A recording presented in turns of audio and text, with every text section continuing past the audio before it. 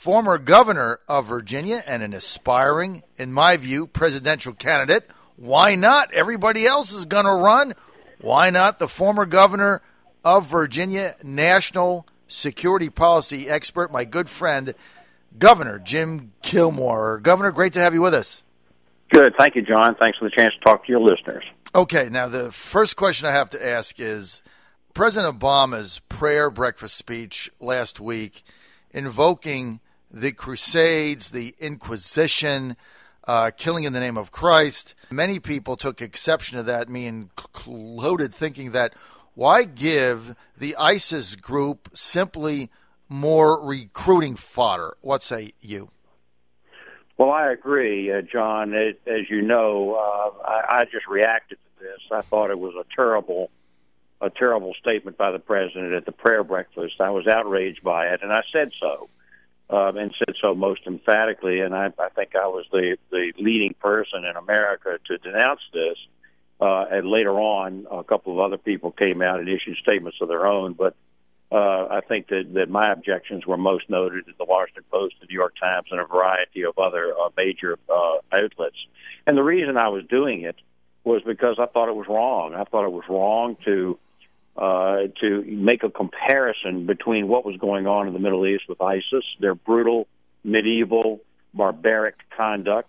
It was right. The speech was right on the heels of the burning of the Jordanian pilot on video, and for them to turn around and sort of ameliorate that, to equivocate on that, to make it sound like that, well, Christians do the same sort of thing, I thought was wrong. It was wrong to go back 800 years to something that went on back 800 years ago and use that as something to soften up the criticism of ISIS today, and that's why I did what I did. Now, why do you think President Obama did that?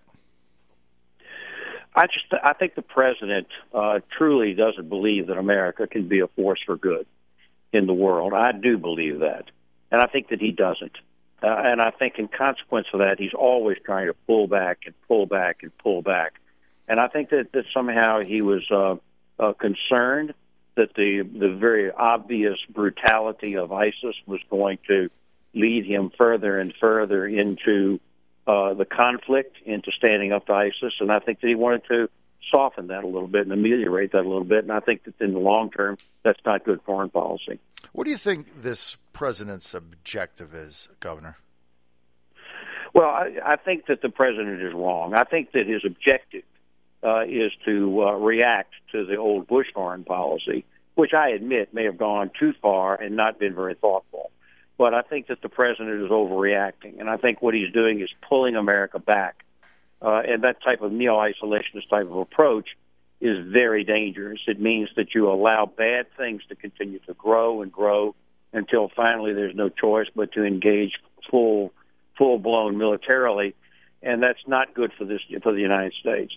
I believe you have to have a forward-leaning foreign policy, one that attempts to shape events, one that sends a strong message to your potential adversaries that there is a brick wall that they're going to run into, and at that point they begin to limit their bad conduct. But as of now, we're just letting things get out of hand everywhere, here and in Europe, in Ukraine, the Russians, and it's quite a dangerous world.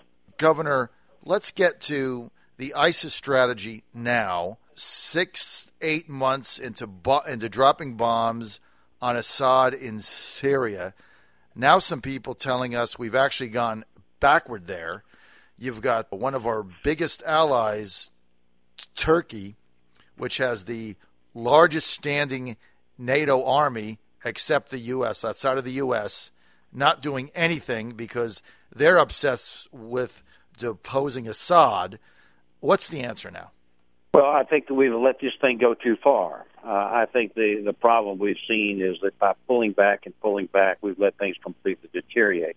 And there's a bit of a just reactive type of mode of the president at this point.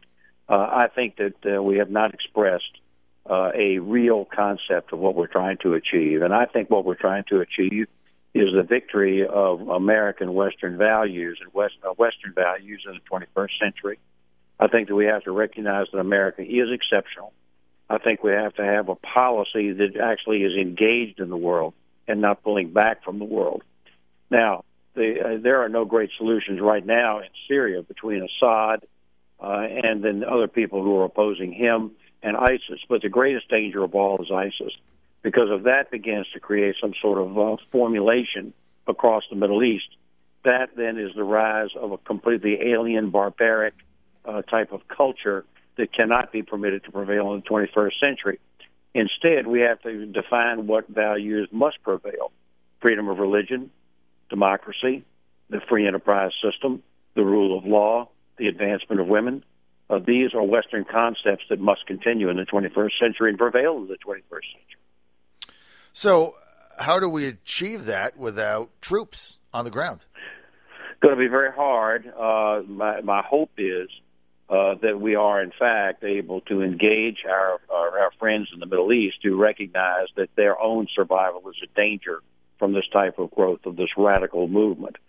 Now, I think that we can knock these people back with airstrikes, but the best development we've seen, of course, is the Jordanian entry into the matter after the burning of his own pilot, the Jordanian pilot, and then Jordan entering into this conflict. But they understand that if this group is allowed to coagulate, if you will, and grow and materialize right on his borders, if Jordan goes down, Israel is in serious danger and the whole thing can come unraveled. The Iranian negotiations, President Obama and Secretary of State John Kerry trying 3 ways to Wednesday to work some kind of an agreement out. Is it possible?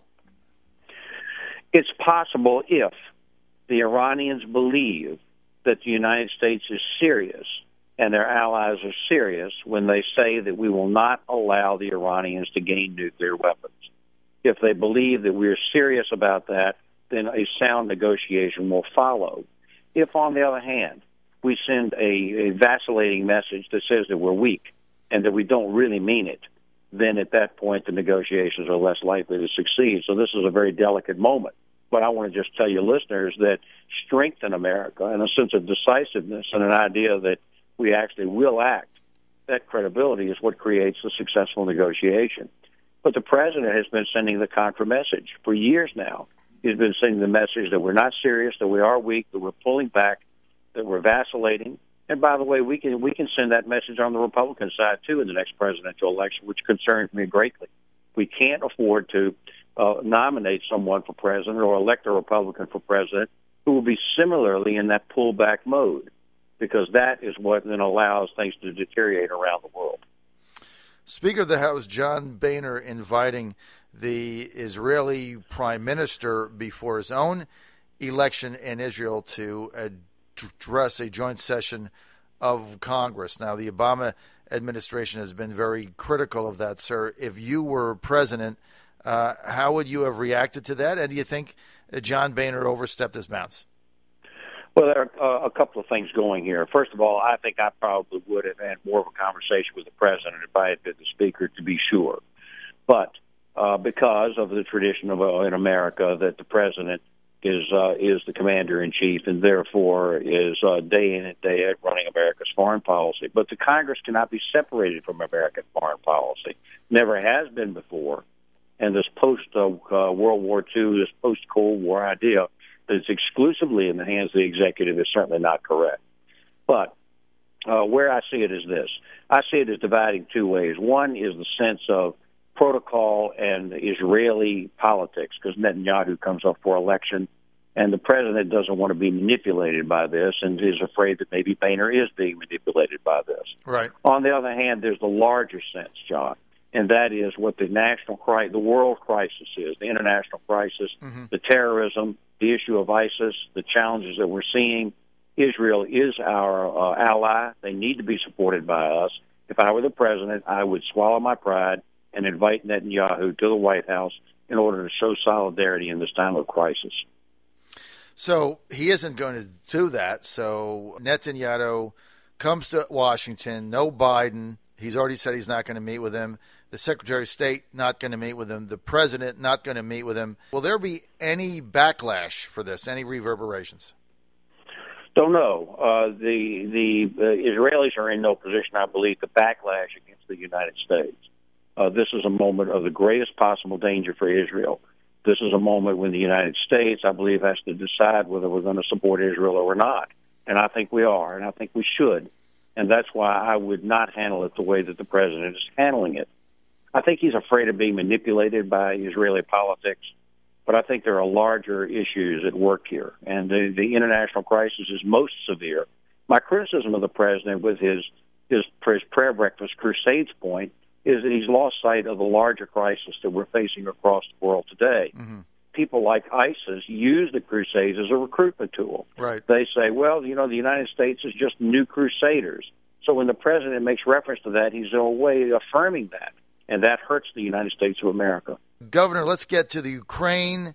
Obama yesterday, President Obama saying he's not going to rule out weapons in Ukraine. Then Joe Biden says, well, we need diplomacy. Which is it? It's another mixed message. What is I can't figure any of this out. Is it just me? In the biggest scheme of things, John, we have to remember how we got where we are. By the president's policy of vacillation and pulling back, constantly sending this message that we're not going to be engaged. We have allowed Putin to, in fact, go out there and feel he can annex the Crimea, which he did, feel that he can now annex the eastern Ukraine, which I think that he is trying to do. But my biggest fear is he's going to try to take all the Ukraine back. And then at that point, the question is that we don't know the answer to is, what do we got here? Do we have a reemergent Russia trying to redraw the map of Europe? If we do, then everybody in Europe is in danger, and in fact, the global world is in danger. This is the bigger challenge. I know that all the shooting and the radicalism and the horrible videos are going on in the Middle East, but Russia is the real challenge here. Now, one could take the position they're just going to, just take what they want right now and then leave it alone and be satisfied. We've seen that before. That's a policy of appeasement, and I think that's the policy that we're following right now. We called it the policy of patience the other day when the president announced his foreign policy, but it's really a policy of appeasement. I think that once again that Vladimir Putin has got to understand that there are dramatic risks to his aggression into Ukraine, and I think that sending that message is important at this point. Can you give me a single example, Governor Gilmore, in history where appeasement has worked? No, I don't think there's any example of that. At the end of the day, the United States has to project strength and have strength. And that's why I think the economic issues are so important in the United States today. We have to have a vibrant, vigorous, forward-looking economy, which then allows us to play the role that we should choose to play in the 21st century. I mean, if you just look at yesterday in one day, and I don't have time to play them, but I've got a clip I'm going to play at the 9 o'clock hour. Vice President of Joe Biden saying we need diplomacy. The president saying he's not going to rule out weapons. I mean, there's just not a consistency, even within their own, the VP and the president. They haven't even decided how to go forward on some of this stuff. I've got to get to the domestic front, Governor. You're a potential candidate for president. You got elected governor of Virginia with a simple, resonating message: axe the tax, axe the automobile tax. There's a lot of people concerned now. There's a lot of issues as far as the national debt, $18 trillion. It continues to grow. We've got another Wall Street scandal with HBS. Say that is just shocking to people. They're going to get a fine, which is under the profit they made. I mean, the average guy in the street just says, how do you win in this economy we're in? Are you going to have a domestic message that is going to resonate with America? Well, first of all, let me assure your listeners that I haven't said I'm running for president of the United States, and I haven't made any sort of declaration of any kind. The question is, can I make a positive contribution on the Republican side to the future of the nation, either by entering or not entering? That decision is quite a ways away yet. But the direct answer is I've been the governor of a major state, our own Commonwealth of Virginia. I understand how to work these kinds of issues and understand what the domestic policy needs to be, John. Yes, look, I think that we're at a point in America today because of Barack Obama's policies where we have to ask ourselves, do we believe in the free market, the free enterprise system, or don't we? When I was coming along as an intelligence operative during the Cold War, I was in Europe on behalf of the United States, very clear in my mind about this. I felt that we were standing up for the free enterprise system, which grants the maximum liberty and opportunity for people everywhere in the world, and particularly in the United States. Today, I think the president is undermining that and asking the question, well, no, we're going to have income equality. Well, I think that you have to frame it differently. I think we all believe that we want people to make more money and to have more success. And the question is, how do you do that? Just by simple confiscation through the tax system and then redistribution, which is the old Marxist-Leninist idea, or whether we're going to have an open free market opportunity for people to advance, grow, get a good education, establish careers, and make more money and establish independence. There's no point, I think people will conclude, in establishing independence and having financial success, which is simply going to be confiscated by the federal government through the taxation system. Well, just based on that, I think you should run for president. I think you've got something to say, and I think you would have tremendous influence over the foreign policy debate. So we're almost out of time, Governor, but I want to bring attention to everybody. If they're interested in getting more information, go to growthpac.us, growthpac.us, and you can get all the info there. Governor, I've got about one more minute. Final word. The final word is this. We think that the president ought to be informed that his comments at the prayer breakfast were wrong.